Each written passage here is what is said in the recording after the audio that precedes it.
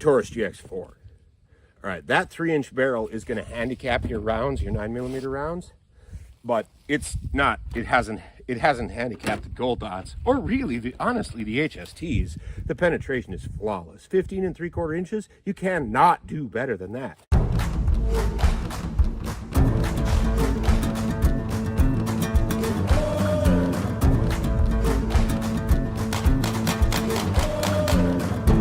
All 12, no issues. Greetings, Discreet Defenders. We're back out at Discreet Defense Ranch today with an exciting 9mm test.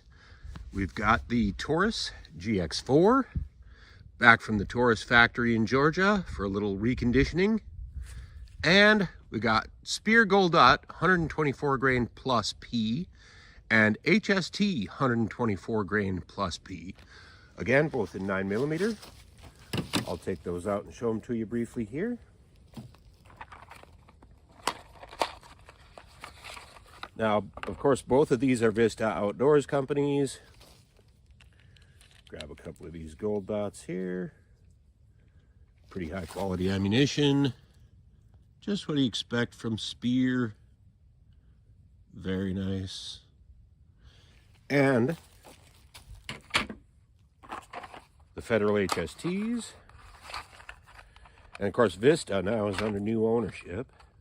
So it'll be interesting to see if any of this changes, but for the moment, these are pretty good.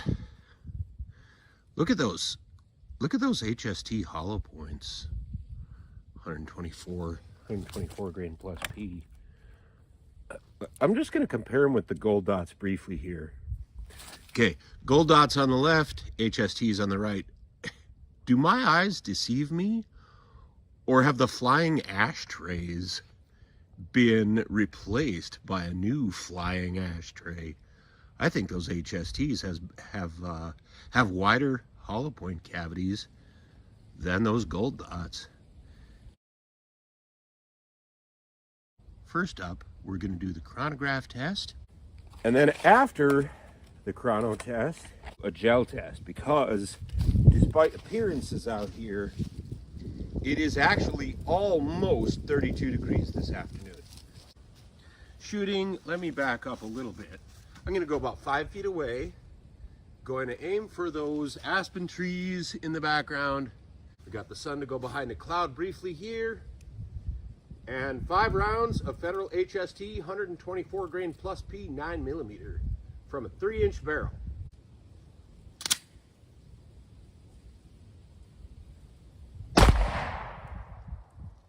$1,111. 1,103 feet per second. 1,089. 1,082 feet per second. And 1,112 feet per second. Let's get some stats on that. Review that string. The high was at 1,112 feet per second. The low is 1,082 feet per second. And the 5-shot average, 1,099. All right, delete that string. And now we'll run the Gold Dots. Let me just prove it to myself here briefly. Yes, those are the Gold Dots. All right. Get the same distance back and shoot up those aspen trees. 1142 for the Gold Dots.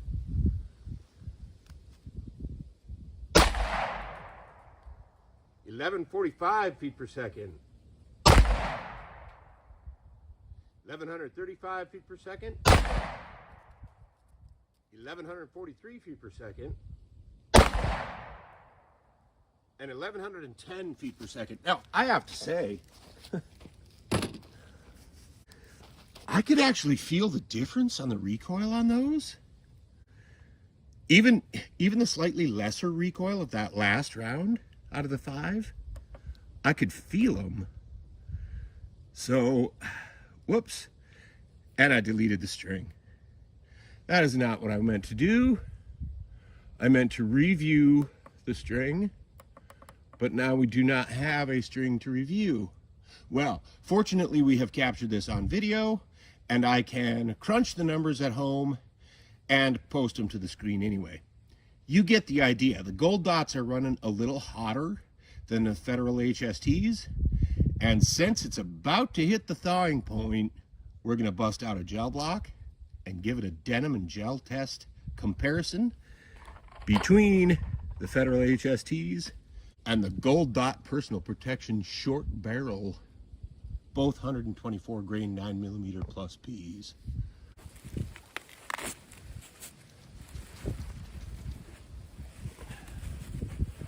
All right. Now there is ice on this table, but I think it is technically just getting to the thawing point now. The weather app says it's 33 in Thief River. That's a ways southeast of here, but can't be that different. We've got a southeast wind.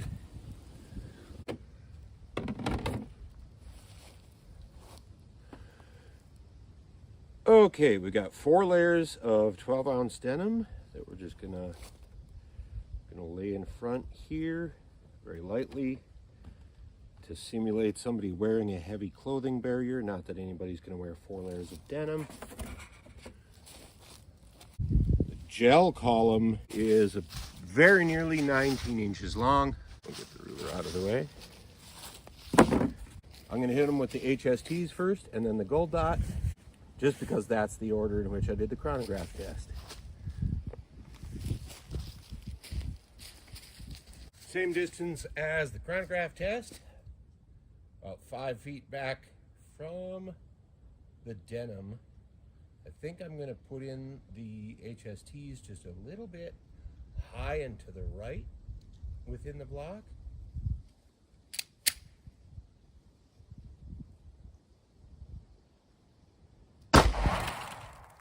Whoa. Good 9mm power there. Okay, and so then predictably, it's over on the right side of the block. We'll invert the whole column then for you and measure it. Pretty good wound channel there. Actually, that's a really good wound channel. It looks to me to be almost 2 inches worth of wound channel. All right, let's back this up right to the edge. Focusing on the bottom number, we have about 15.5, almost, yeah, call it 15 3/4 inches of penetration from that Federal HST. Now let's shoot the Gold Dot, and I think, yeah, I might as well leave them inverted because it doesn't make any difference. Then we can shoot the Gold Dot into the upper right corner again. Switch the denim around, of course, so we don't shoot the same spot and invalidate our test. Yeah, there we go. So this would be like the lower left corner, except it's the upper right corner. Wait for this gust of wind to pass. Don't want to lose anything off of here. It really is more like late fall out than December here in the far north.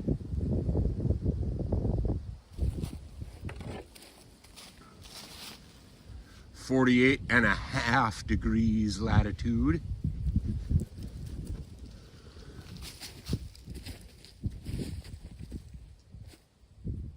Four layers of denim and get a foot further back. Gold Dots.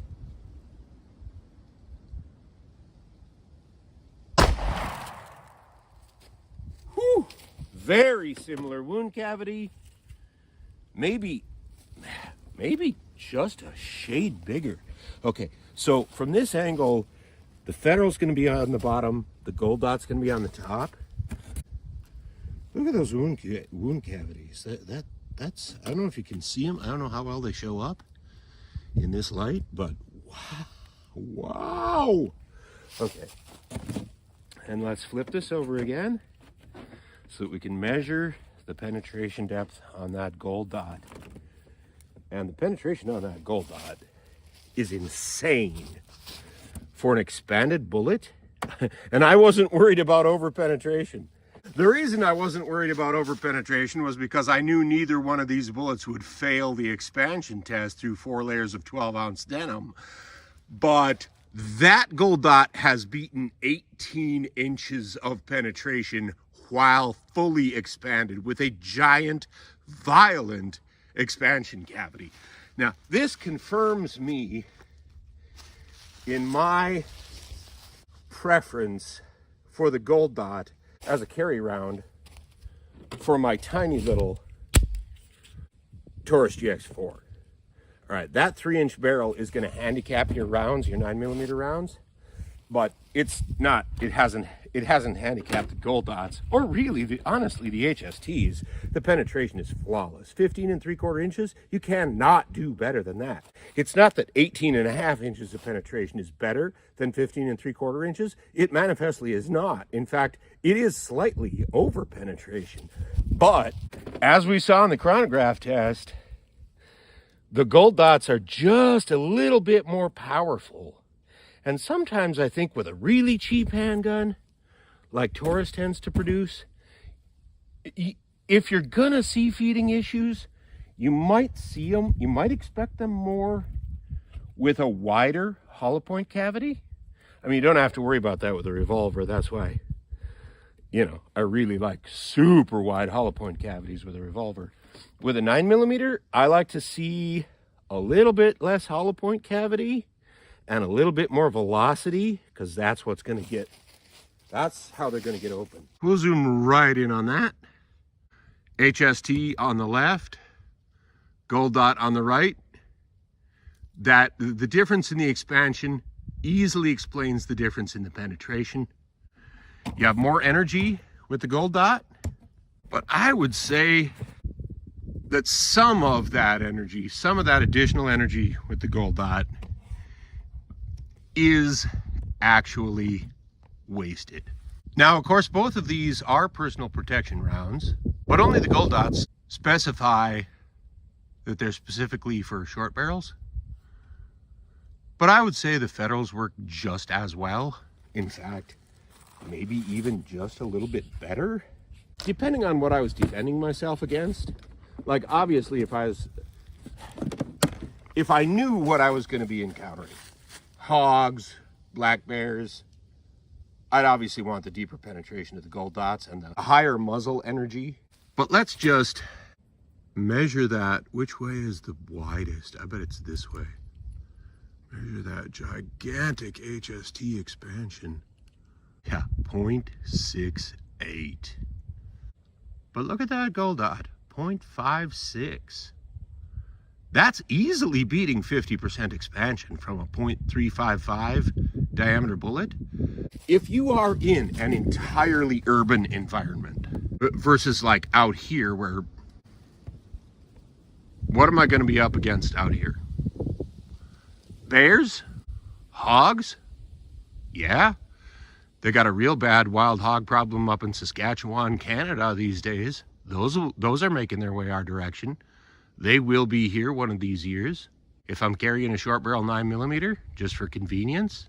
If you just had the one gun, you know, if you're 360 days a year, you're a city boy like me. But once in a while, you get out to the woods, maybe it's deer season or something, and you know, a deer rifle's kind of an inconvenient package for close quarters defense. So you probably want to be wearing something for personal protection.